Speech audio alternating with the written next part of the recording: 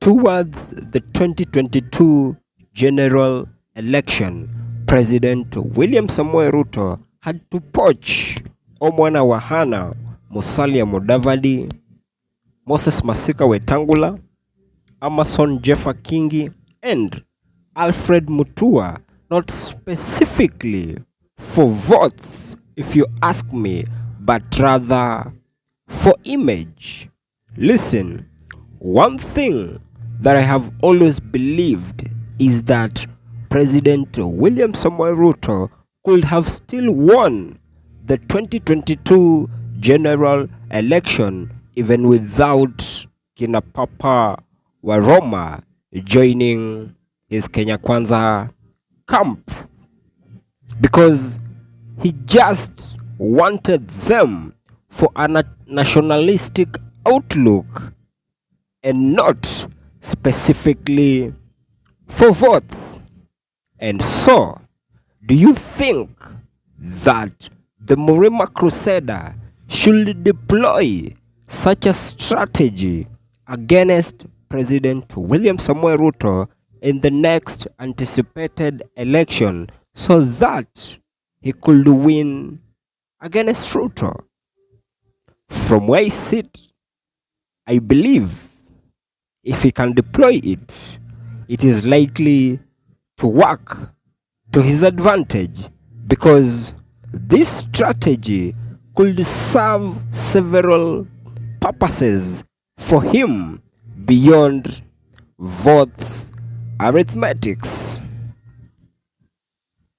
If the former deputy president shall be able to pull such a strategy and pull different leaders from different parts of Kenya, it will automatically help him counter the narrative that is currently peddled by his biggest competitors and critics, that he is regionally focused and not nationalistic.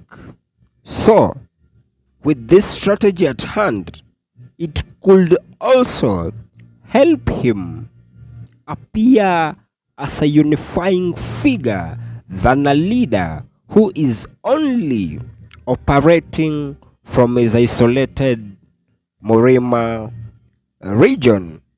So that is simply to mean, if he is going to pull such a strategy, it is likely to work to his advantage.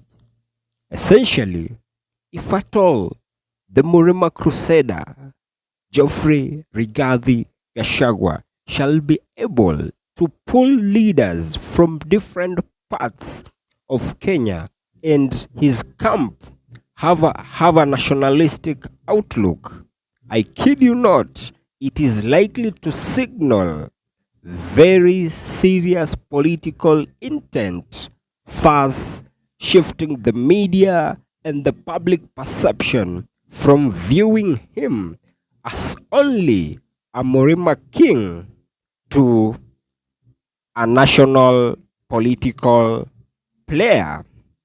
And for him to pull such a strategy, and of course, for him to make it a success, I kid you not, from where I sit, I honestly see a string of possibilities that it is likely to depend on his ability to articulate a compelling vision that goes beyond his current grievances with President William Samoei Ruto's led administration.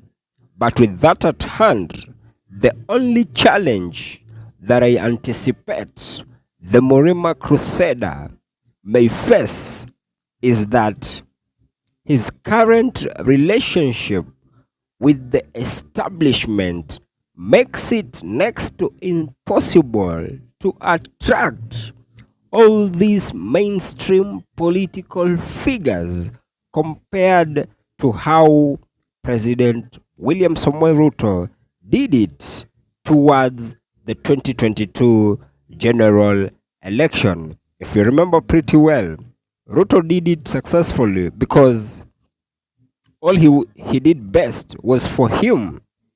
He would offer power promises to all his political allies who had chosen to work with him.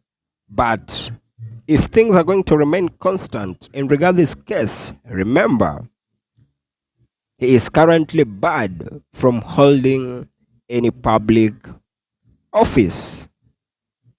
So, it can only turn to be easier for the Murima Crusader only if he will look for leaders that are also feeling completely sidelined by President William Samoei Ruto's government, so that having them in his camp or convincing them to join his camp, it shall be very much easier, because these are also leaders to whom they would easily resonate with regard these political ideologies.